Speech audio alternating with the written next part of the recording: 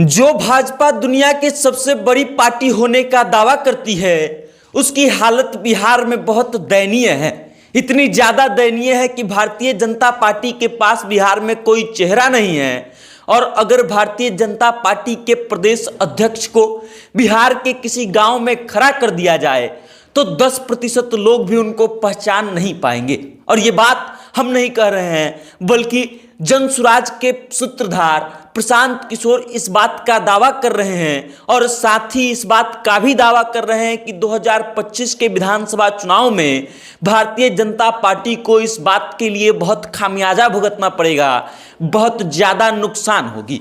अब पूरी खबर क्या है, प्रशांत किशोर और क्या क्या कहते हैं और किस शर्त पर प्रशांत किशोर एनडीए को समर्थन देने की बात करते हैं, इन सभी मुद्दों पर विस्तार से बातचीत करेंगे और आपको बताएंगे।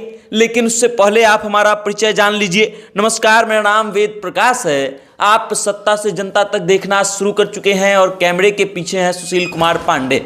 और अब आइए प्रशांत किशोर ने क्या कहा है उन बातों पर।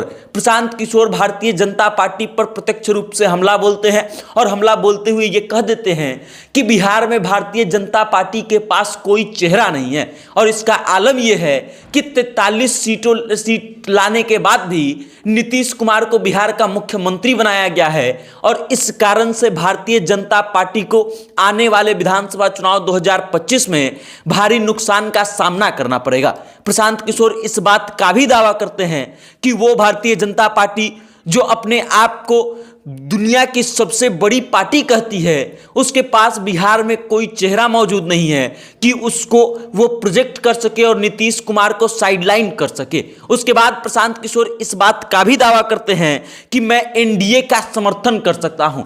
जनसुराज के सूत्रधार प्रशांत किशोर इस बात का दावा करते हैं कि वो एनडीए का समर्थन करने के लिए तैयार हैं, लेकिन एक शर्त रखते हैं प्रशांत किशोर और कहते हैं कि अगर इन 10 सालों में भारत के प्रधानमंत्री नरेंद्र मोदी ने बिहार के लिए एक भी मीटिंग किया हो, बिहार में रोजगार के लिए एक भी मीटिंग किया हो, तो मैं बिना किसी शर्त के भारत के प्रधानमंत्री का, उनकी पार्टी भारतीय जनता पार्टी का और एनडीए का बिहार में समर्थन कर दूंगा।